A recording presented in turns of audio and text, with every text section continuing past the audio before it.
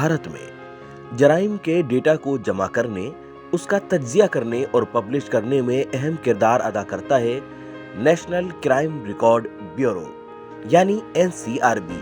और इसके जरिए जारी करदा अदाद-ओ-शुमार से मुल्क की पॉलिसी साजी और पुलिस की हिकमत अमली में मदद मिलती है। मुजरिम के फिंगरप्रिंट का रिकॉर्ड भी बहुत अहम होता है। सेंट्रल फिंगरप्रिंट ब्यूरो भी नेशनल क्राइम रिकॉर्ड ब्यूरो की एक इकाई है जो फॉरेंसिक तफ्तीश और मुजरिमों की शिनाख्त में अहम किरदार अदा करता है। इसका जिम्मा फिंगरप्रिंट डेटा को जमा करना, रिकॉर्ड करना और उसका तज्जिया करना है। नेशनल क्राइम रिकॉर्ड ब्यूरो यानी एनसीआरबी एक मारूफ और जिम्मेदार सरकारी एजेंसी है जो क्राइम के डेटा को जमा करने और उसका तज्जिया करने के लिए जिम्मेदार है। ब्यूरो नई दिल्ली से काम करता है और ये हुकूमत हिंद की वजारत दाखिला के मातहत आता है। नेशनल पुलिस कमीशन 1977 की सिफारिशात को कबूल करते हुए वजारत दाखिला ने 1985 में नेशनल क्राइम रिकॉर्ड ब्यूरो यानी एनसीआरबी के क़याम के तौर तरीकों पर काम करने के लिए एक टास्क फोर्स का क़याम किया था। इस टास्क फोर्स की सिफारिशों पर अमल करते हुए जनवरी 1986 में एनसीआरबी का क़याम किया गया।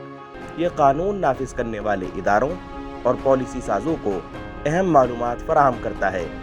इसका बुनियादी मकसद जराइम से मुताल्लिक मालूमात के मौसर इस्तेमाल के जरिए मनसूबाबंदी और पॉलिसी साजी के अमल को बढ़ाना है। गुज़िश्ता बरसों में एनसीआरबी ने 2009 में crime and criminal tracking networking system CCTNS और 2017 में डिजिटल पुलिस पोर्टल जैसे जदीद सिस्टम तैयार और शुरू किए हैं। आज की पेशकश में नेशनल सिक्योरिटी के मामले में एनसीआरबी की अहमियत और इफादियत पर माहिरीन के जरिए रोशनी डाली जाएगी। अपना मुल्क अपना आइन, ताकत संविधान की। नाजरीन आदाब, इस्तकबाल है आपका हमारी आज की इस खास पेशकश में। और 1 जुलाई 2024 से मुल्क में 3 नए कवानीन का निफाज हो गया। हुकूमत इंसाफ की फराहमी के साथ साथ मुल्क की सलामती के तईं भी बेहद संजीदा है और इसी ज़िम्न में एक ऐसा इदारा है जो तकरीबन पिछली 4 दहाइयों से जराइम से मुताल्लिक आदाद शुमार जमा करता है, उसका तज्जिया करता है और फिर उनको शाया करता है और उसके आदाद शुमार मुल्क के लिए पॉलिसी साजी, पुलिस के लिए हिकमत अमली और हमारे अदालती फ़ैसलों पर भी अपना असर डालते हैं। जी हाँ, आज हम बात करेंगे नेशनल क्राइम रिकॉर्ड ब्यूरो यानी एनसीआरबी की, इसकी अहमियत और इसकी इफादियत को समझने के साथ साथ ये भी जानेंगे कि इस महीने के अंदर जो 3 नए कवानीन नाफिज हुए हैं उनका एक आम शहरी पर कैसा असर पड़ता है और उसको क्या कुछ जानना ज़रूरी है। आज की इस पेशकश में इन तमाम मौज़ूआत पर बात करने के लिए हमारे साथ मौजूद हैं 2 ख़ास मेहमान। हमारे साथ हैं मोहतरमा एडवोकेट शीला आसवानी साहिबा और हमारी दूसरी ख़ास मेहमान है मोहतरमा एडवोकेट अक्षिता मनोचा साहिबा। आप दोनों का आज की इस पेशकश में बहुत बहुत इस्तकबाल है। आप दोनों के अलावा हमारे साथ लॉ के स्टूडेंट भी हैं जिनके सवालों को आज की इस पेशकश में हम शामिल करेंगे। लेकिन सबसे पहले जब हम बात करते हैं एनसीआरबी की तो इसकी अहमियत को जानने की कोशिश करेंगे कि जब हमारे मुल्क के लिए पॉलिसीज़ बनाई जाती हैं शीला जी, तो हम कितना अहम मानते हैं एनसीआरबी का डेटा मुल्क की सलामती के लिए, मुल्क के लिए पॉलिसी बनाने के लिए, पुलिस जो अपने प्लान्स तैयार करती है, पॉलिसीज़ बनाती है उनके लिए और हमारी अदालतों के लिए। जी, जो एनसीआरबी का गठन है ये 2 समिति से हुआ था, हमारा गृह मंत्रालय और हमारा नेशनल राष्ट्रीय पुलिस आयोग के थ्रू ये बना था एनसीआरबी। एनसीआरबी का ऑब्जेक्ट है कि डेटा कलेक्ट करना है कि हमारे देश में क्या क्या अपराध हो रहे हैं, क्या क्या ऑफेंस हो रहे हैं, जिससे कि पता लगे कि हमारे कौन से अपराध की सीमा कहाँ तक पहुँच रही है। तो डैट मीन्स कि ये जैसे कि आपका मुंबई अटैक हुआ था, पुलवामा अटैक, गुजरात के अंदर जो एक ब्रिज गिर गया था, तो हमें पता होना चाहिए हमारे देश में क्या क्या ऑफेंस हो रहे हैं। इसी बात को लेके सरकार पॉलिसी बनाती है और अपने नए नए कानून बनाती है कि उसको अपराध को रोका जाए, है ना। तो जैसे कि टेररिस्ट एक्ट है, टेररिस्ट एक्ट हमारे देश में कितना बढ़ गया है। पहले इसमें ऐसा नहीं है कि हमारे देश में प्रावधान नहीं बनाए गए, प्रावधान बनाए गए हैं। ओपा एक्ट है जो अनलॉफुल एक्टिविटी प्रिवेंशन एक्ट, ये बात करता है टेररिस्ट के लिए ही। लेकिन हमारे जो 3 न्यू जो लॉ आए हैं, इंडियन पेनल कोड को रिप्लेस किया गया है भारतीय न्याय संहिता और CRPC को रिप्लेस किया गया है BNSS भारतीय नागरिक सुरक्षा संहिता और इंडियन एविडेंस एक्ट है उसको रिप्लेस किया गया है हमारा भारतीय साक्ष्य अधिनियम। ये लॉज जो हमारे बनाए गए थे ये बहुत पुराने हैं, ब्रिटिश के टाइम पे हैं। आप आईपीसी देखेंगे, इंडियन पिनल कोड ही हमारा 1861 का बना हुआ है और आज हमारा 2024 चल रहा है, नहीं 160 साल पुराना है। उस टाइम जो बनाया गया तो बहुत ही बढ़िया लॉ बनाए गए थे और आज के वक्त को देख के इसमें जो चेंज हुए हैं तो बहुत ही अच्छे चेंज किए गए, क्या क्योंकि आपको पहले लगता है कि जो नए कानून बनाए गए उसके अंदर ही हमारा जो एनसीआरबी का डेटा था उसको भी ध्यान में रखा गया और उनको ध्यान में रखते हुए कानून के नए प्रावधान साझा? जी बिल्कुल, आप ही देखिए हमारे कितने सारे सेक्शंस आए हैं भारतीय न्याय संहिता में। 111 जो बात करता है ऑर्गेनाइज क्राइम की। ऑर्गेनाइज क्राइम मीन्स कि कोई गैंग में काम कर रहा है, सिंडिकेट गैंग हो गए, ग्रुप हो गए, दो से ज़्यादा, चाहे वो मिलके करें या अकेले करें, ठीक है, या उनके बिहाफ पे करें। प्रावधान बहुत कड़े करे गए। इसमें हवाला का पहले जिक्र नहीं होता था आईपीसी में, लेकिन जो न्यू लॉज बनाए गए हैं भारतीय न्याय संहिता, इसमें हवाला का भी जिक्र किया गया है। बड़े पैमाने पे जो साइबर क्राइम होते हैं, रॉबरी, किडनैपिंग, डकैती, ये इसमें शामिल की गई हैं इसके अंदर। और क्या नाम है, अगर इस अपराध में किसी बंदे की अगर वो डेथ कर देते हैं तो डेथ के बदले उसको डेथ दी जाएगी और प्लस 10 लाख का फाइन है। अगर किसी बंदे की वो डेथ नहीं करते थे, लाइक ग्रीवियस हर्ट कर दिया, तो उसको 5 साल की कम से कम पनिशमेंट तो मिलेगी, may extend to life imprisonment and fine भी है, शेल फाइन उसको देना होगा 5 लाख रुपीज़। इसके अंदर अगर जैसे कि कोई किसी को अबैट करता है या एडवाइस करता है या अपना कैंप भी लगाते हैं ट्रेनिंग देने के लिए, है ना, तो ये इसके लिए भी प्रावधान बहुत कड़े कानून के अंदर बहुत सारी ऐसी बारीकियां हैं जिनको जानना और समझना हम सबके लिए ज़रूरी है। आज इन तमाम जो बारीकियां हैं उनको समझने की हम कोशिश करेंगे, लेकिन उससे पहले मैं अक्षिजा जी से ये जानना चाहूँगा, जब हम डेटा की बात करते हैं, एनसीआरबी की बात करते हैं, तो आखिर उस डेटा में क्या कुछ होता है? मैं वो भी चाहूँगा कि आप हमारे व्यूवर्स को बताएं कि कितना कुछ और क्या कुछ डेटा होता है एनसीआरबी में। नोमान, आप ऐसे समझिए कि देश के पास 1953 से लेके 2023 और आगे आने वाले कई सालों तक एक क्रिमिनल जस्टिस सिस्टम का 3 चीज़ें कवर करता डेटा है। इतना कॉम्प्रहेंसिव डेटा है कि मैं आज वो दिखाने के लिए कि ये सिर्फ 14 पेज का, 23 पेज का सिर्फ इंडेक्स ही इंडेक्स है कि हम क्या क्या कवर करेंगे। इसके अराउंड 20-23 सिर्फ चैप्टर्स हैं।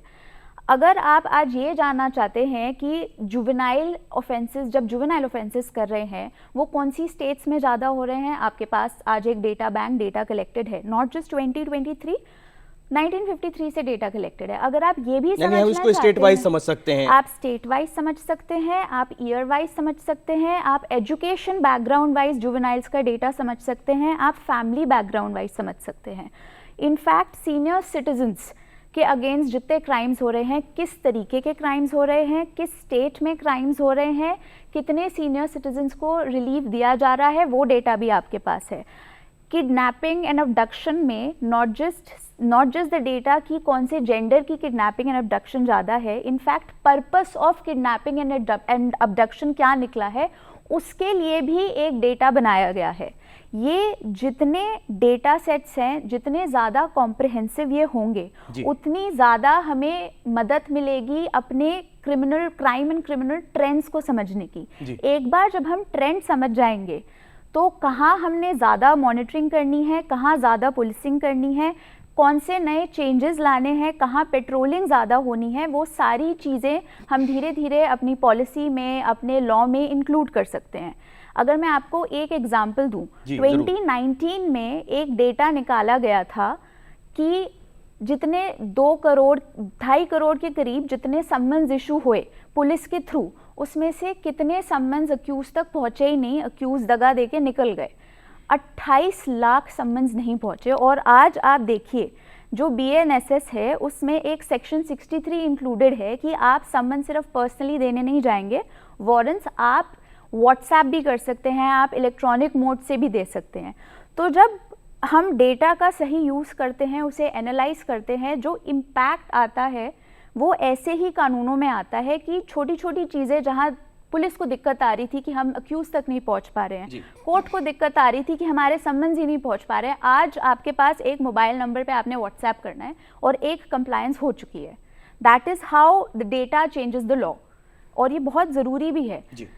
2019 से अगर आप डेटा देखें फार्मर सुसाइड्स का, आप देखेंगे कि सुप्रीम कोर्ट तक जब अपनी लॉज को रिव्यू करता है, जब PILs देखते हैं, जब रिट पिटिशंस देखते हैं, वो एक बार ज़रूर नज़र डालते हैं कि NCRB का डेटा क्या दिखा रहा है, क्या ट्रेंड चल रहा है। इस पे मैं आपको एग्जांपल देना चाहूँगी अरनेश कुमार के केस का। अरनेश कुमार का केस इज़ द केस जहाँ पे ऑटोमेटिक अरेस्ट अंडर 498A के अगेंस्ट गाइडलाइंस निकाली थी सुप्रीम कोर्ट ने कि आप ऐसा नहीं करेंगे, ऐसा करते, क्योंकि बहुत सारे फॉल्स केसेस आ रहे थे 498A में, तो सुप्रीम कोर्ट बिकमिंग अवेयर कि ये हो क्या रहा है हमारे देश में, refer to the NCRB data, so कि 93.5% आपका चार्जशीट का रेट ऑफेंस में, लेकिन जब हम कन्विक्शन रेट देते हैं तो वो सिर्फ 15% है। यानी एक बहुत बड़ा फर्क है कि कहाँ हम 96% की बात करते हैं चार्जशीट की, FIR की, और अगर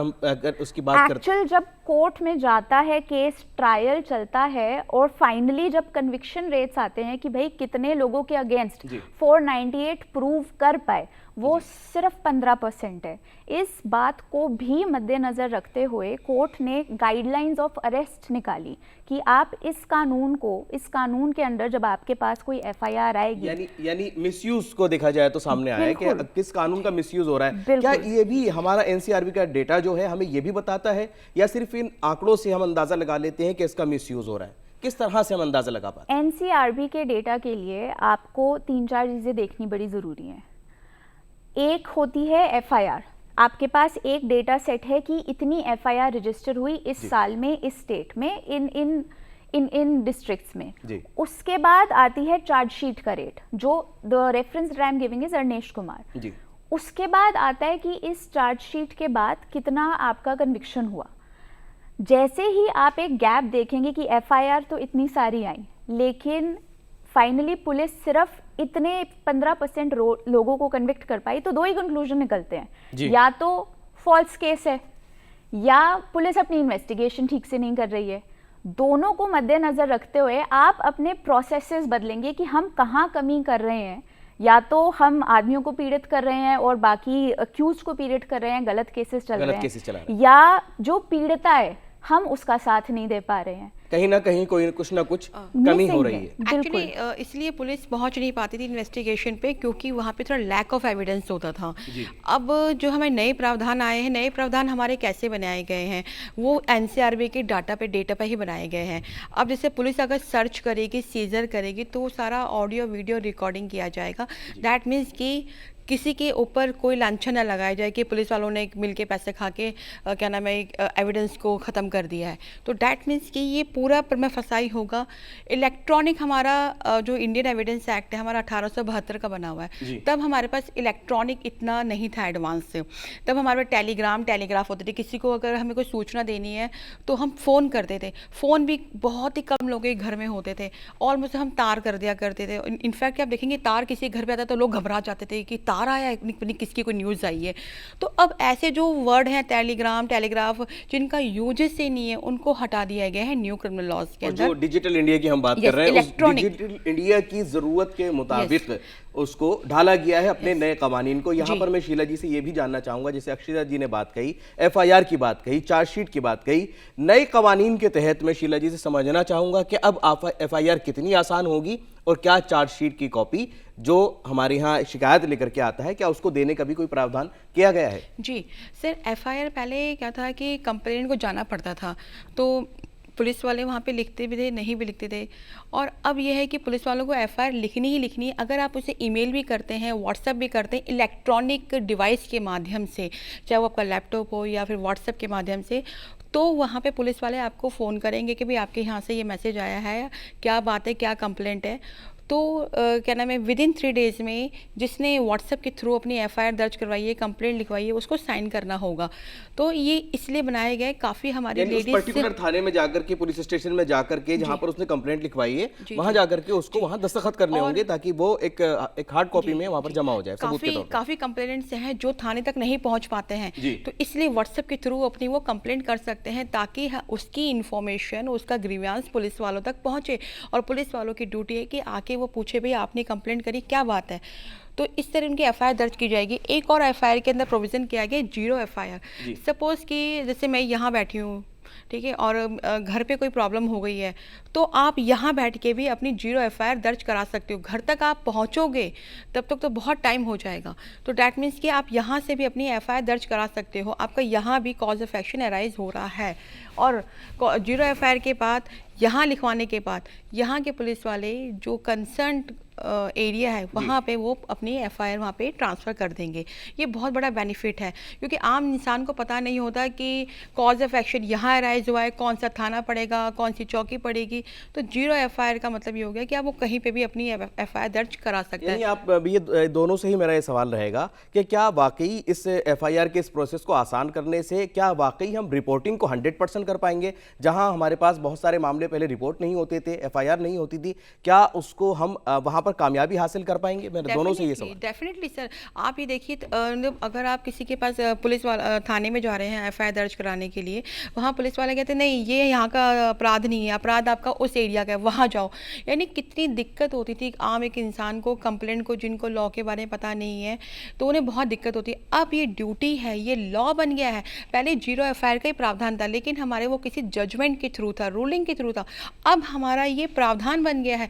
अब ऑफिसर की, पुलिस ऑफिसर की ड्यूटी है कि वो 0 एफआईआर दर्ज करे। वो हाँ। ये इसी सवाल के ऊपर मैं अक्षिता जी का भी एक चाहूंगा रिएक्शन कि क्या वाकई रिपोर्टिंग को हम 100% तक ले जा पाएंगे, जहां हम लैग कर रहे थे कहीं ना कहीं एफआईआर को हम करवाने में या रिपोर्ट करवाने में? नुमान जी, जितना लोगों का पुलिस से डर हटेगा उतनी ज़्यादा आपको बेटर क्रिमिनल लॉ की पिक्चर दिखेगी, उतने ज़्यादा लोग सामने आके एफआईआर कराएंगे। तो ये जो पूरा प्रोसेस चल रहा है लोगों को अवेयर कराने का कि आज एक 0 एफआईआर का प्रावधान है, आज आपके लिए नए क्रिमिनल लॉज आ गए हैं, आप जाके रजिस्टर कर सकते हैं, जितना ज़्यादा अवेयरनेस और जितना ज़्यादा सिंपल वो प्रोसीजर होगा और बनाया जाएगा, उतनी आसानी से लोग अपने क्राइम रिपोर्ट करा सकते हैं। आप सबसे बड़ी प्रॉब्लम स्पेशली उस वर्ग को जिनको ये कॉन्फिडेंस नहीं आता कि हमारी एफआईआर कोई रजिस्टर करेगा या हमें कोई पूछेगा या हमें कोई समझेगा, यही आती है कि हम कैसे जाएंगे, हमें भगाया जाएगा, हमें तो एफआईआर लिखने के लिए इतना भगा देते हैं, हमें तो जी उस दिन मारा था, आज तक पुलिस वाले ने कुछ नहीं किया। और जहां उनको ये समझ आ गया कि अब वो ज़माना नहीं है, अब वो ज़ोर ज़बरदस्ती नहीं चलेगी पुलिस की, वहीं कॉन्फिडेंस आएगा। और आप ये देखेंगे कि धीरे धीरे ना जितनी छोटी छोटी बातें होती थी और जितनी डोमेस्टिक वायलेंस आपके सामने नहीं आ रही थी, जितनी रेप आपके सामने नहीं आ रहे थे, आपके डेटा सेट्स बदल जाएंगे। डोमेस्टिक वायलेंस की आपने बात कही, यहाँ पर मैं आपको रोक करके एक आंकड़ा भी आपसे जानना चाहूँगा। क्या वाकई हमारे एनसीआरबी के जो डेटा है वो ये बताता है कि महिलाओं के साथ ज़्यादा अगर हम देखा जाए तो क्राइम बढ़ा है? वाकई क्या इसके अंदर कितनी हकीकत है? और इसका हम जो हुकूमत के सामने या अदालतों में जब हम बात करते हैं तो एनसीआरबी का डेटा लेकर आप लोग वकील के तौर पर भी वहाँ खड़े होते हैं और बताते हैं कि डेटा ये बताता है कि महिलाओं के साथ इस हद तक क्राइम बढ़ गया है। आप अगर मैं इसका एग्जांपल दूं, एक डोमेस्टिक वायलेंस से तो रिलेटेड नहीं है, एक पॉक्सो एक्ट आई थी, protection of children from sexual offences, उसका स्टेटमेंट ऑफ ऑब्जेक्ट्स में एक स्पेशल रेफरेंस दिया गया है कि एनसीआरबी के डेटा को देखते हुए कि बच्चों के प्रति क्राइम इतना बढ़ चुका है, इसलिए हम इस एक्ट को लाना चाहेंगे, इसको ना ही प्रोटेक्ट करेंगे बट प्रिवेंट करना चाहेंगे। और ये उसके, तो आप समझ सकते हैं कि एक बार आपके हाथ में डेटा सेट आ जाए तो आप उसका एनालिटिक्स में, उसको अंडरस्टैंडिंग में ऐसे यूज़ कर सकते हैं कि जहां आपको कमी दिखी वहां पे एक नया कानून ले आए, जहां आपको समझ आया कि यहाँ पे बच्चों को इनफ प्रोटेक्शन नहीं मिल रही है, इसके लिए अलग कानून चाहिए होगा, आप वहाँ एक नया कानून लेके आ गए। इनफैक्ट अगर आप ये देखें, even something like farmer suicides, जब उनकी बात होती है तो कोड एनसीआरबी के डेटा को देखते हुए कहता है कि इस एरिया में तो फार्मर सुसाइड्स बढ़ रहे हैं, किस ऑफिसर ने कौन सा ऐसा ऑर्डर निकाल दिया कि हम प्रोसिक्यूट नहीं कर पा रहे, हम इन चीज़ों को प्रिवेंट नहीं कर पा रहे। सिमिलरली डोमेस्टिक वायलेंस के डेटा में भी यही चेंजेस आएंगे। स्पेशली मैं आपको एक एग्जांपल देती हूँ मेरी खुद की मेड का। मेरी खुद की जो मेड है, जब वो पुलिस थाने गई तो उनकी कोई एफआईआर नहीं रजिस्टर की किसी पुलिस वाले ने, उनको ऐसे ही बताया जी आपका तो यहाँ पे जाएगा, आप वहाँ जाके एफआईआर करिए। वहाँ गए तो नहीं, वहाँ तो नहीं, आपका तो उस थाना पड़ेगा, आप उधर जाके एफआईआर कीजिए। जो उनके साथ हुआ वो आज तक किसी डेटा सेट में आ ही नहीं सका क्योंकि कोई कुछ रजिस्टर ही नहीं कर रहा था। तो आज अगर एक प्रोविज़न है कि ये रजिस्ट्री होगी, और अगर उनका डेटा सेट ऐसी कई लोगों के डेटा सेट्स के साथ मिल जाता है तो आपके सामने एक बेटर पिक्चर होगी। और जहाँ तक डोमेस्टिक वायलेंस का सवाल है, जैसे ही आपकी बेटर पिक्चर आएगी कि अच्छा इस कॉलोनी में, इस स्टेट में, इस बैकग्राउंड के लोगों के साथ, इस एजुकेशनल क्वालिफिकेशन के साथ ये क्राइम ज़्यादा हो रहे हैं, आप वहाँ पे अपनी प्रिवेंटिव पॉलिसीज़ बनाना स्टार्ट करेंगे कि इस एरिया में ज़्यादा पेट्रोलिंग चाहिए, इस एरिया में ज़्यादा हमने नज़र रखनी है, इधर के इंस्पेक्टर्स को स्पेशल ट्रेनिंग देनी है क्योंकि यहाँ पे ये वाला क्राइम बहुत बढ़ता जा रहा है। That is how things will change. यानी लोगों की सेफ्टी के पर्पज से अगर हम बात करें, कानून बनाना तो है ही, लेकिन अगर लोगों की सेफ्टी के नुक्ता नज़र को हम ध्यान में रखें तो बहुत इंपॉर्टेंट हो जाता है एनसीआरबी का डेटा, किस तरह से लोगों को प्रोटेक्ट किया जाए, किस तरह से और किस स्टेट में उनको ज़्यादा तहफ़्फ़ुज़ की, सिक्योरिटी की ज़रूरत है। ये तमाम आदाद शुमार बताते हैं एनसीआरबी का जो हमारा डेटा होता है उसके ज़रिए। ये बातचीत का सिलसिला यूँ ही जारी रहेगा। अभी ब्रेक लेते हैं यहाँ पर, और ब्रेक के बाद जो हमारे लॉ के स्टूडेंट हैं उनके सवाल होंगे और हमारे एक्सपर्ट्स के जवाब। वक्फे के बाद फिर आपसे मुलाकात होगी।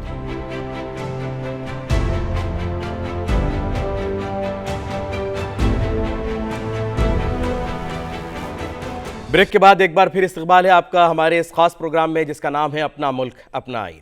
और अब इस पेशकश में हमारे जो लॉ के एंट्रेंस हैं उनके सवाल होंगे और हमारे एक्सपर्ट्स के जवाब। जी, किसका सवाल है और क्या पूछना चाहते हैं? मेरा क्वेश्चन शीला मैम से है। वो ये कि जो सीआरपीसी लॉ था उसमें 15 डेज़ की जो पुलिस कस्टडी है वो अलग से बोली गई है, और जो जुडिशियल कस्टडी है वो अलग से बोली गई है, और वो इंटरवल्स में मिलती थी।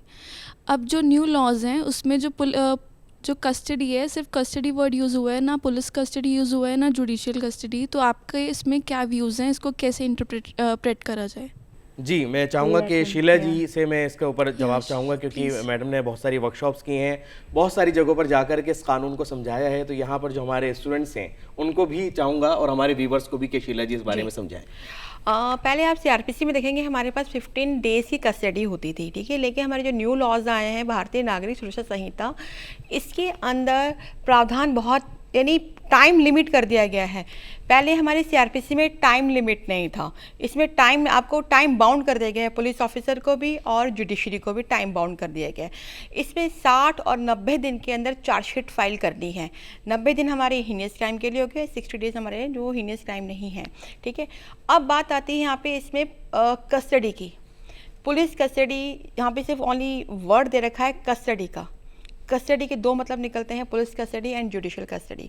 सीआरपीसी में 15 दिन की कस्टडी थी, लेकिन यहाँ बढ़ा के 45 एंड 60 डेज़ कर दिया गया।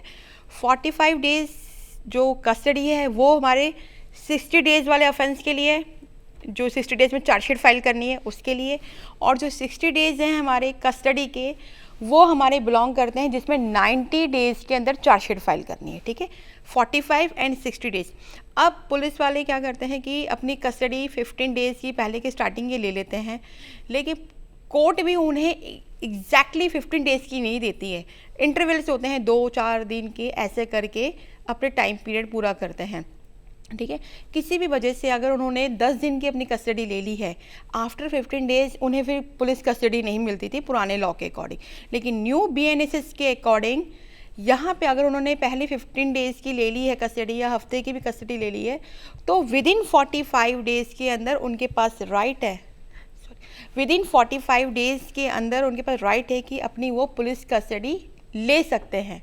और यह एक 45 डेज़ हो गया और 60 डेज़, यानी अगर हीनियस क्राइम है तो 60 डेज़ के अंदर वो अपनी वो कस्टडी ले सकते हैं। 45 एंड 60 डेज़, पहले 15 डेज़ था, 15 डेज़ क्रॉस हो गए तो उनका टाइम ख़त्म, लेकिन अब उनके पास विदिन 45 डेज़ और 60 डेज़ के अकॉर्डिंग अगर उन्हें 10 दिन की भी कस्टडी ले ली है, पुलिस कस्टडी, तो उनके पर राइट है कि वो इतने टाइम में वो ले सकते हैं। मुझे लगता है कि आपको शायद अपने क्वेश्चन का आंसर मिल गया होगा इन तमाम डेज़ को, और जो जिस तरीके से चार्जशीट से लेकर के और आगे अदालती जो पूरा सफ़र है उसको वजाहत की गई है, आपको मुझे लगता है कि समझ में आ गया होगा। अगले सवाल की तरफ बढ़ते हैं। तो मेरा क्वेश्चन आप दोनों से है, जैसे जो पहले जो केसेस वगैरह रजिस्टर नहीं होते थे FIR के अंडर, काफ़ी सारे केसेस ऐसे थे जो पुलिस रजिस्टर नहीं करती थी, उसमें फिर भी अभी भी कोर्ट में पेंडेंसी उसकी इतनी सारी है।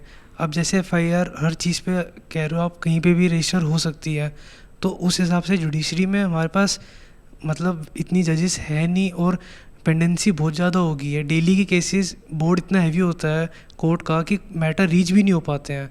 हाई कोर्ट में तो जो पुराने मैटर है वो कभी रीच भी नहीं कर पाते हैं, तो वो मैम कैसे कोप अप करेगी जुडिशरी इसमें?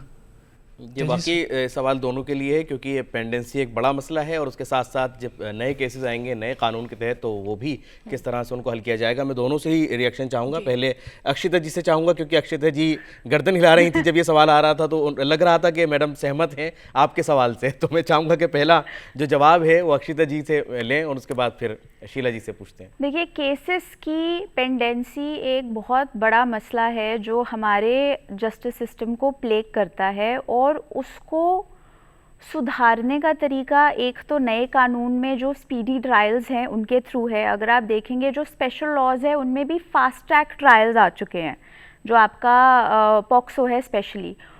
उसके अलावा आपको बहुत सारी इनोवेटिव अप्रोचेस चाहिए।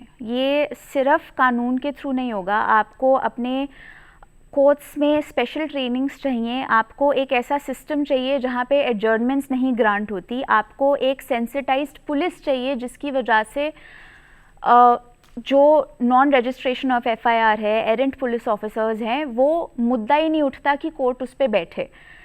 What you actually need is a comprehensive policy इस पेंडेंसी को ख़त्म करने के लिए, inclusive of the new criminal laws. Additionally, अगर मैं बहुत साफ शब्दों में कहूँ तो बड़ी सारी जो आपकी पेंडेंसी है वो उस स्टेज पे आती है जहाँ पे छोटी छोटी चीज़ें करनी है। एक दिन वकालतनामा फ़ाइल होना है, एक दिन उसमें ज़ाया हो गया, नेक्स्ट डेट लग गई, एक दिन एक एप्लीकेशन छोटी सी आर्ग्यू होनी है, एक पूरा समय उसमें लग गया, पास ओवर हुआ, नेक्स्ट डेट लग गई। ये सारी चीज़ें आपका काउंटर करने का एक जो तरीका है ना, दैट इज़ डिजिटाइजेशन, जो अभी जुडिशरी में चल रही है। तो जो बहुत कॉमन चीज़ होती है जब हम लिटिगेशन करते हैं कि हम अपने केसेस के बीच में इधर उधर कोर्ट्स में भाग रहे होते हैं, कहीं पास ओवर हो रहा है, कहीं केस छूट गया है, अब नेक्स्ट डेट लग रही है, नेक्स्ट डेट लग रही है। उसकी जगह अगर हम डिजिटली 6 कोर्टों में अपीयर हो सकते हैं, तो जब ये कोविड का समय आया था तब हम एग्जैक्टली यही कर रहे थे। हम जितना जहाँ अपीयर होने की पर्सनली या फिज़िकली ज़रूरत नहीं थी, छोटी चीज़ों में हम ऐसे अपीयरेंस लेके अपने अपने केसेस ख़त्म कर रहे थे। वहाँ पे हमने बड़ी अपने खुद के केसेस में देखा कि हमारे जितनी डेट्स आगे जा रही थी वो धीरे धीरे कम होती गई। सिमिलरली आपको इसके लिए बहुत बड़ा एनालिसिस करना पड़ेगा कि प्रॉब्लम जो पेंडेंसी की है, इट इज़ नॉट कि अच्छा ये कानून आ गया तो अब इसमें केस बढ़ गए, अब ऐसे होगा वैसे होगा। उस प्रॉब्लम को समझना पड़ेगा, उस प्रॉब्लम के लिए भी एक डेटा सेट निकालना पड़ेगा, उस प्रॉब्लम में कहाँ हमारे सिस्टम में कमी आ रही है, उसके क्या सॉल्यूशंस निकाले जा सकते हैं। ये एक बहुत अच्छा रिसर्च का मुद्दा है which can actually make a lot of difference, but that research will have to be done. लेकिन यहाँ मैं शीला जी से भी जानना चाहूँगा कि एक तरफ नए कवानीन तीनों और एक तरफ पेंडेंसी, किस तरह से बैलेंस होगा? एक्चुअली 3 जो न्यू लॉज आए हैं ये एप्लीकेबल हो गए हैं इस महीने से, लेकिन बात ये आ रही है कि प्रेशर पुलिस ऑफिसर बहुत बढ़ गया है, जुडिशरी पर भी बहुत प्रेशर बढ़ गया है। तो इसके अंदर स्टेट गवर्नमेंट को या सेंट्रल गवर्नमेंट को वैकेंसी निकालनी होगी जुडिशरी अपॉइंट करने के लिए, जजेस से और भी अपॉइंट किए जाएं और पुलिस फोर्स भी थोड़े और अपॉइंट किए जाएं, ताकि काम का इतना बर्डन एक बंदे पे ना पड़े, है ना। अब जैसे कि यहाँ पे टाइम सेट कर दिया गया है कि जजमेंट आपको विद इन, सारा आपका ट्रायल हो गया है, ट्रायल आपकी एविडेंस भी होगी, आर्गुमेंट भी हो गया, अब नाउ वक्त है जजमेंट सुनाने का, अपना फैसला सुनाने का। तो जज साहब विद इन 45 डेज़ में, पहले ये टाइम बाउंड नहीं था, कभी भी 2 महीने 3 महीने उनका जब भी टाइम लगे अपना जजमेंट सुना दिए, लेकिन अब विद इन 45 डेज़ में उनको अपनी जजमेंट सुनानी है। लेकिन यहाँ एक सवाल और आ जाता है, जैसे इन्होंने किया कि क्या हमारे पास इतने जजेस हैं? ये अपॉइंट करने होंगे, स्टेट गवर्नमेंट को, सेंट्रल गवर्नमेंट को एक्शन लेना होगा, स्टेप्स लेने होंगे, उनको जुडिशरी और अपॉइंट, जजेस और अपॉइंट करने होंगे, ठीक है, वैकेंसियाँ निकालनी होंगी पुलिस वालों के लिए भी और प्लस जुडिशरी के लिए भी। और इसमें अगर जजमेंट पास हो गई विद इन 45 डेज़ में, तो विद इन 7 डेज़ में पोर्टल पे, यानी आपके जैसे आप देखते होंगे कि इलेक्ट्रॉनिक पे आपको पोर्टल पे उन्हें क्या नाम है अपलोड करना होगा विद इन 7 डेज़ में। ये टाइम मेंशन कर रखा है उन्होंने, डेज़ मेंशन कर रखे हैं ये। यानी कुल मिलाकर के देखा जाए तो जिस तरह से अब ये लॉ के एंट्रेंस का सवाल था, उस पर ये अब कहा जा सकता है कि अब लॉ की फील्ड जो है वो और ज़्यादा बढ़ गई है, ज़रूरत और ज़्यादा है। बिल्कुल, आपका एक कोई सवाल है तो टाइम पूछ सकते बाउंड हो हैं। गया है, टाइम यहाँ पे मेंशन कर दिया है कि इसी टाइम में आपको काम करना है। और रही बात एडजॉर्नमेंट की, हम हर बात पे एडजॉर्नमेंट ले लिया करते थे, अब एडजॉर्नमेंट 2 से ज़्यादा ऊपर नहीं मिलेगी आपको। जी, मैम, क्या पूछना एक चाहते हैं? क्वेश्चन मेरा ये है, अभी जितने भी केसेस जैसे चलते आ रहे हैं, जो फांसी की सज़ा होती है वो मैम मिली तो बहुत बार है हीनियस क्राइम में, पर फांसी एक्चुअली में हो नहीं पाती कभी भी। फांसी मतलब हो नहीं पा रही है काफ़ी टाइम से। सज़ा तो काफ़ी पेंडिंग फांसियाँ रह गई हैं अभी भी ना। जो न्यू लॉ आ रहा है, इसमें जो हीनियस क्राइम में जो हैंग टिल डेथ वाली अगर पेनल्टी आ रही है, तो क्या वो मिलेगी या अभी भी लिंगर ऑन रहेंगी जो हीनियस क्राइम होंगे? देखिए, एक केस था हमारा मिट्ठू सिंह केस, उसमें ये बात बोली गई थी कि डेथ पेनल्टी को स्ट्रक ऑफ किया जाए, है ना। तो इसकी वजह से डेथ पेनल्टी हम नहीं देते हैं। लेकिन अगर कोई सेक्शन प्रोवाइड कर रहा है, बता रहा है, जैसे गैंग रेप है, गैंग रेप में डेथ पेनल्टी भी है और लाइफ इम्प्रिजनमेंट भी है। लाइफ इम्प्रिजनमेंट में उसकी नेचुरल लाइफ भी जेल में रहेगी। अगर वहाँ प्रोविज़न दे रखा है डेथ पेनल्टी का, तो फिर डेथ पेनल्टी उसको मिलेगी और लाइफ इम्प्रिजनमेंट। वो जस्ट आपकी डिस्क्रिप्शन पावर पर डिपेंड करता है कि वो उसको डेथ पेनल्टी दे या फिर उन्हें लाइफ इम्प्रिजनमेंट दे। अगर बहुत ही रेयर केस है, रेयर जैसे निर्भया कांड था, तो उसमें तो डेथ पेनल्टी मिलनी चाहिए। फिर जो जज साहब होते हैं वो डेथ पेनल्टी दे देते हैं, उसके बाद मैम जो एडवोकेट्स वगैरह जैसे आप हो, तो आप लोग मैम क्या कहते हैं, कुछ ना कुछ ट्रिक्स लगा के कोर्ट में, हायर कोर्ट में जाके उनको मतलब रिलीफ मिल जाता है, तो या फिर थोड़ा टाइम वो डिले हो जाती है पेनल्टी, उसके बाद वो इतनी लिंगर ऑन हो जाती है कि कोर्ट, फिर ना मैंने कहीं देखा था कि यानी मतलब पढ़ा था। सवाल जो है वकीलों पर भी है कि आप ही लोग बचाते हो। सजा का प्रावधान तो कानून में अपनी जगह है और दी भी जाती है बहुत सारे मामलात में, लेकिन वकील ही जो है बचा करके ले जाते हैं और उसके बाद वो सजा इम्प्लीमेंट नहीं हो पाती, फांसी नहीं मिल पाती। मैं दोनों से ही चाहूंगा इसके ऊपर रिएक्शन, क्योंकि दोनों अब दोनों से रिलेटेड ही सवाल है। जी, उसके बारे में बोलूँगी। सेक्शन आपने इंडियन एविडेंस एक्ट में एक सेक्शन पढ़ा है आपने, 126 प्रिविलेज कम्युनिकेशन के लिए, प्रोफेशनल कम्युनिकेशन। जो हमारी प्रिविलेज कम्युनिकेशन है उसके अंदर ये बात भी आती है 126 में कि प्रोफेशनल कम्युनिकेशन, अगर मेरे पास कोई क्लाइंट आया है, ठीक है, और वो कह रहा है कि मैंने कर दिया है, तो मेरी ड्यूटी है उसको बचाने का, और मेरी ये भी ड्यूटी है कि मैं ये बात किसी को डिस्क्लोज नहीं करूं। अगर मैं कोर्ट में अगर गवाही देती हूँ कि हाँ भाई मेरी क्लाइंट ने मर्डर किया है, तो कोर्ट मुझे स्टॉप कर देगी, मैडम दिस इज ये प्रिविलेज कम्युनिकेशन है, ये प्रोफेशनल कम्युनिकेशन है। अगर वो मेरे पास आता है, अब दूसरा स्टेप है ये, अगर वो मेरे पास आता है और मेरे से ये पूछता है कि मैडम मुझे ना किसी का कोई क्राइम करना है, ठीक है, वो मुझे क्राइम करना है, मैं ऐसे ऐसे करूँगा, तो ये फिर मेरा उसमें नहीं आएगा, प्रिविलेज कम्युनिकेशन में, प्रोफेशनल कम्युनिकेशन में नहीं आएगा। फिर मैं बाउंड हूँ कि मैं कोर्ट की हेल्प करूँ, पुलिस की हेल्प करूँ। जो पहले लॉ था उसमें जो मर्डर की में जो डेथ की पेनल्टी थी, अब जो नया लॉ आ गया उसमें भी पेनल्टी अगर डेथ की है, जैसे भी है, तो अब क्या चांसेस है कि अब डेथ पेनल्टी होगी? अगर से प्रावधान में लिखा हुआ है डेथ पेनल्टी, तो मिलेगी सर। अगर प्रावधान कहता है आपका डेथ पेनल्टी, तो मिलेगी। जैसे कि मॉब लिंचिंग था, मॉब लिंचिंग पहले हमारे आईपीसी में मेंशन नहीं था, लेकिन न्यू प्रावधान के अंदर मॉब लिंचिंग ऐड कर दिया गया 103 क्लॉज 2, जिस पे लिखा हुआ है कि अगर 5 और 5 से ज़्यादा लोग मिलके किसी की डेथ क्राइम करते हैं, ठीक है, लेकिन उनका इंटेंशन कुछ और है, उनका जो पर्पस है वो ग्राउंड क्या है, किसी कास्ट पे, किसी सेक्स पे, किसी पर्सनल बिलीफ पे, किसी धर्म जाति पे, ठीक है, और इस पॉइंट पे वो किसी का डेथ कर देते हैं 5 और 5 से ज़्यादा मिलके लोग, तो जितने भी लोग हैं उसमें सब को पेनल्टी क्या नाम है, पनिशमेंट किया जाएगा, ईच मेंबर, ईच पर्सन को। लेकिन अगर कितनी सजा का प्रावधान उसमें रखा गया, कितनी सजा मिलेगी? आई थिंक 10 ईयर्स इसमें है सर।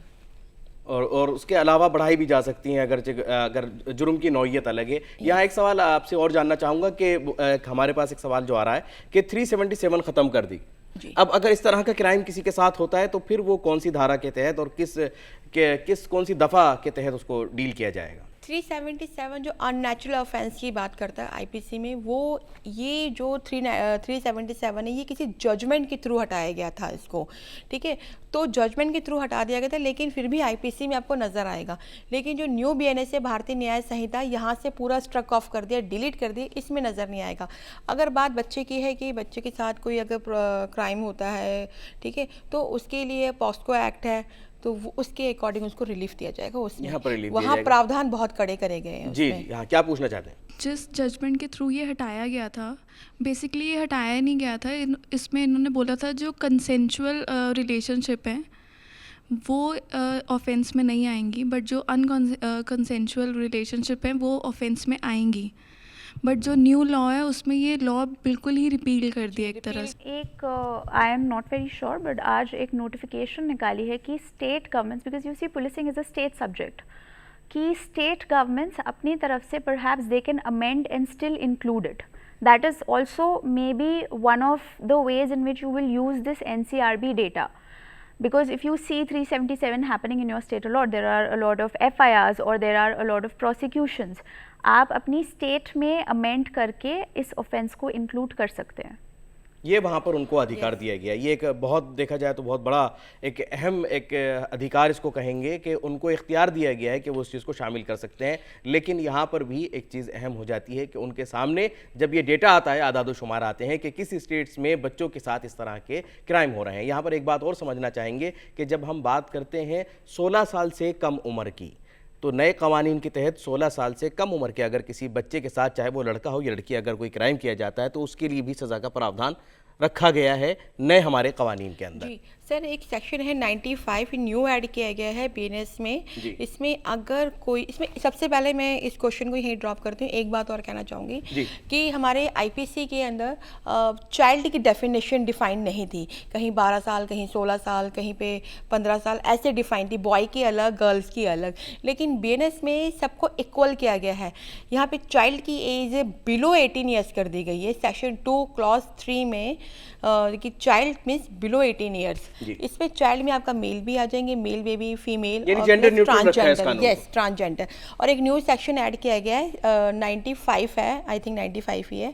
उसमें ये बात बोली गई है, अगर कोई पर्सन किसी बच्चे को इंगेज करता है, चाइल्ड कोई भी चाइल्ड है बिलो 18 ईयर्स, किसी चाइल्ड को इंगेज करता है, ठीक है, एक्सप्लॉइट करने के लिए या फिर कोई हीनियस क्राइम के लिए, तो प्रावधान बहुत कड़े किए गए हैं इसके अंदर। दैट मीन्स कि उसको पनिशमेंट दी जाएगी not less than 10 years. Less than 10 years. यहाँ पर अब प्रोग्राम हमारा आखिरी मरहले में, सबसे पहले अक्षिता जी से जानना चाहूँगा कि जब हम बात करते हैं एनसीआरबी की, तो एक कॉमन मैन को, एक इंडिया के एक आम नागरिक को एनसीआरबी से क्या कुछ हासिल करना ज़रूरी हो जाता है, और वो ऐसे कौन से डेटाज़ हैं जिनको जानना हर नागरिक को चाहिए एनसीआरबी के, ताकि वो अपनी सिक्योरिटी के ऊपर ज़्यादा कंसर्न कर सके और अपने दिफा के लिए, अपनी हिफाजत के लिए हुकूमत से भी इक़दाम करने को कह सके। जी, जहाँ तक सिटीज़न सर्विसेज का सवाल है, एनसीआरबी में आपके पास 4 सिटीज़न सर्विसेज हैं। एक तो है आपका मिसिंग पर्सन सर्च, जहाँ पे if you can report a missing person. दूसरा, कहीं जगह डेटा भी अपलोड किया गया है जहाँ पे जो ऑलरेडी मिसिंग पर्सन रिपोर्ट है, अगर आपको कोई मिलता है तो आप उस डेटा को एक्सेस करके देख सकते हैं कि कहीं मैंने इस इंसान को तो नहीं देखा, and then you can report it to your police station. दूसरा, एक बड़ी कॉमन सी चीज़ आती है नागरिक के लिए, अपने ड्राइवर्स की, अपनी डोमेस्टिक हेल्प की, अपने एम्प्लॉयज़ की पुलिस वेरिफिकेशन कराना। तो उसके लिए पहले आपको पुलिस थाने जाना पड़ता था, वहाँ से पुलिस वाला आता था, उसकी वेरिफिकेशन होती थी। आजकल आप ये सारा प्रोसेस ऑनलाइन ही कर सकते हैं। उसके अगेंस्ट अगर कोई प्रीवियस रिकॉर्ड है, कोई प्रीवियस कंप्लेंट्स है, तो आपको वहीं उसी ऑनलाइन सिस्टम पे, एप्लीकेशन पे पता चल जाएगा और अकॉर्डिंगली आप रख सकते हैं, नहीं रख सकते हैं। तीसरी चीज़ है प्रोक्लेम्ड ऑफेंडर्स। अगर कोई भगोड़ा है तो उसकी जितनी डिटेल्स हैं आपके पास आज on the click of a finger available हैं। तो अगर आपने किसी को देखा और आपको समझ आ रहा है कि ये शायद मैंने न्यूज़पेपर में कहीं फ़ोटो देखी है, कुछ डाउटफुल लगता है, you can actually go and check the data. दूसरी चीज़, आम आदमी को नहीं पता होता कि मेरा थाना कहाँ है, क्योंकि वो थाने से बचता है। बड़ी सिंपल सी बात है, वो 100 नंबर पे फ़ोन मिलाएंगे, उनसे पूछेंगे जी क्या करना है, जी हो गया। बट क्योंकि अब हम इतने आम नहीं रहे, हमारे पास डिजिटल एक्सेस बहुत ज़्यादा है, तो now you have something called locate nearest police station, जो एनसीआरबी की ही साइट पे मिलेगा आपको, जहाँ पे आप जाइए, क्लिक करिए, अपनी लोकेशन डालिए और उसके कौन से थाने में आपको जाना है आपको इमीडिएटली पता लग जाएगा। एक और चीज़ जो मैं बताना चाहूँगी, क्योंकि नए कानून आए हैं उनके बारे में बहुत क्यूरियोसिटी है, बहुत डाउट्स हैं जी। तो एनसीआरबी ने एक संकलन ऐप भी निकाला है कि पुराने और नए कानूनों को कंपेयर करते हुए, जहाँ पे उन्होंने सारा डेटा डाला हुआ है कि पुराने कानून ये थे और आज से लागू होने वाले नए कानून ये हैं। तो एनी सिटीज़न जो कि क्यूरियस हैं, जो समझना चाहते हैं, जो जानना चाहते हैं, वो जाके इमीडिएटली एक्सेस कर सकते हैं। दूसरी एक और चीज़ जो आप देखेंगे इज़ मोटर व्हीकल्स एक्ट में जो आपको वेरिफिकेशंस करानी होती थी, वो भी अब एनसीआरबी के थ्रू ही आप ऑनलाइन कर सकते हैं। एक और बड़ी इंटरेस्टिंग चीज़ मैं आपको बताना चाहूँगी, क्योंकि मैंने मिसिंग पर्सन की बात की एनसीआरबी डेटा में।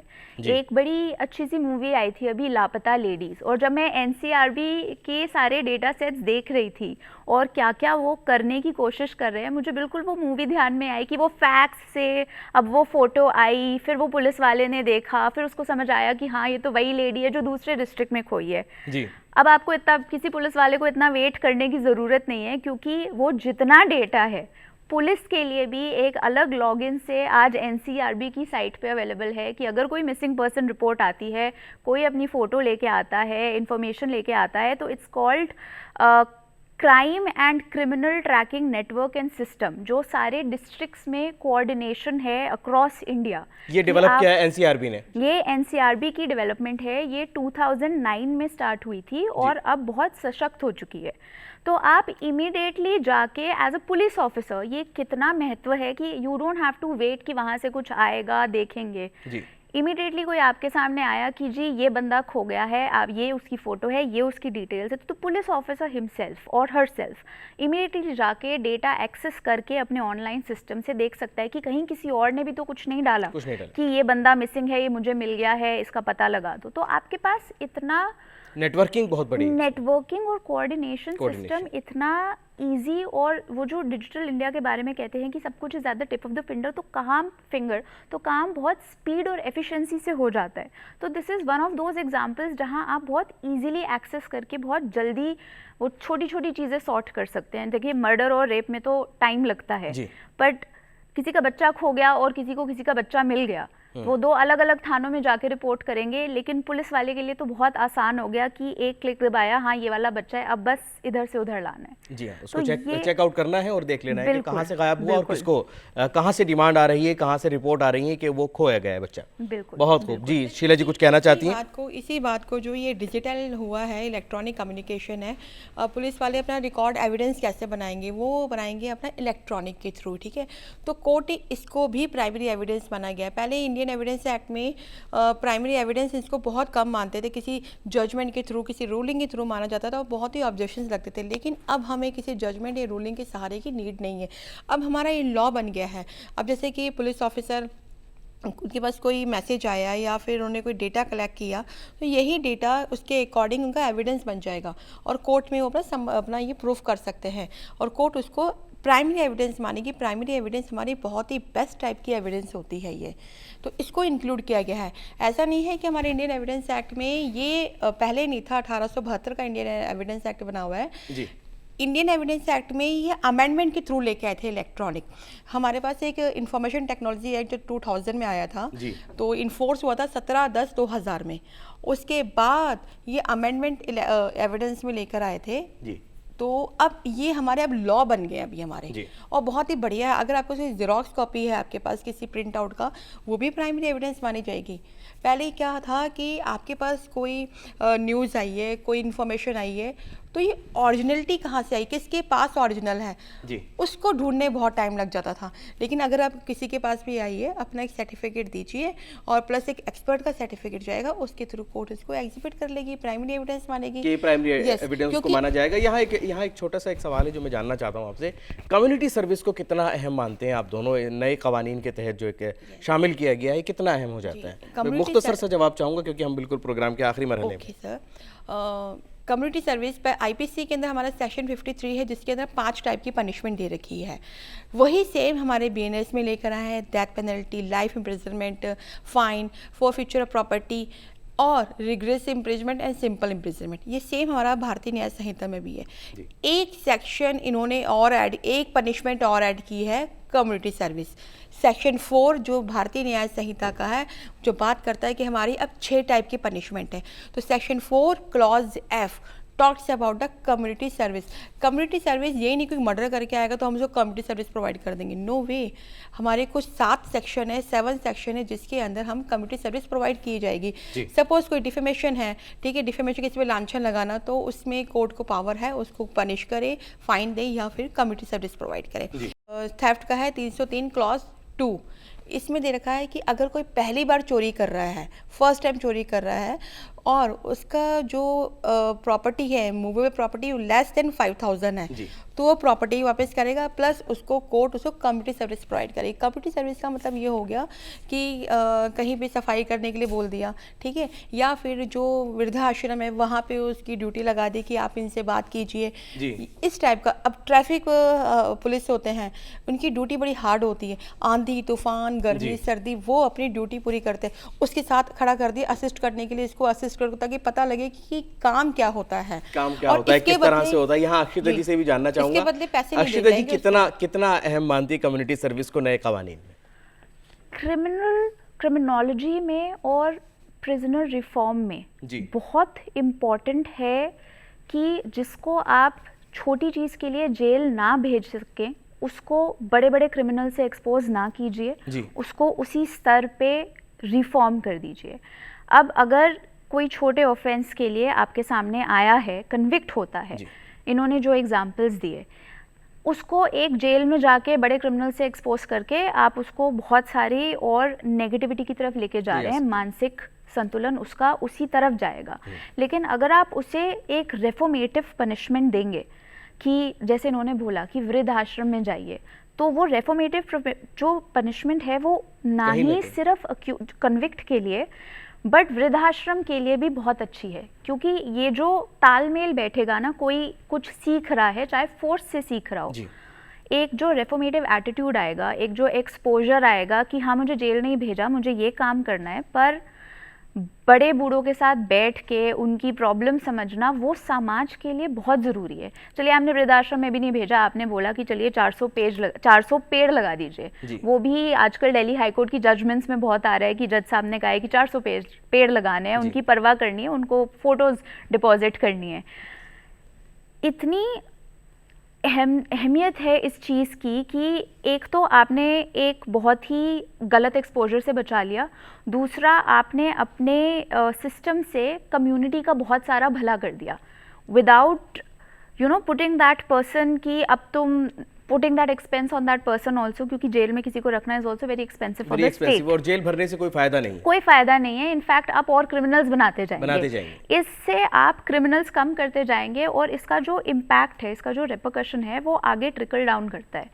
जब उनके पेरेंट्स देखेंगे या उनके आसपास वाले देखेंगे कि उनके लिए, मैं अगर सच बोलूं क्योंकि जितने मैंने देखे हैं क्रिमिनल्स, जज साहब भगवान हो जाते हैं कि अच्छा हमने तो गलत किया था पर हमें पेड़ लगाने के लिए कह दिया, तो जी अब से हम नहीं करेंगे, अब हम ऐसा करेंगे। ऑब्वियसली मजबूरी का तो कोई कुछ नहीं कर सकता, बट लेकिन एक सुधारने के लिए अगर बात की जाए, अगर हम सुधार की बात करें तो उसकी तरफ एक बड़ा कदम है, क्योंकि हर मामले में सज़ा देना और जेल भरना यही उसका हल नहीं होता।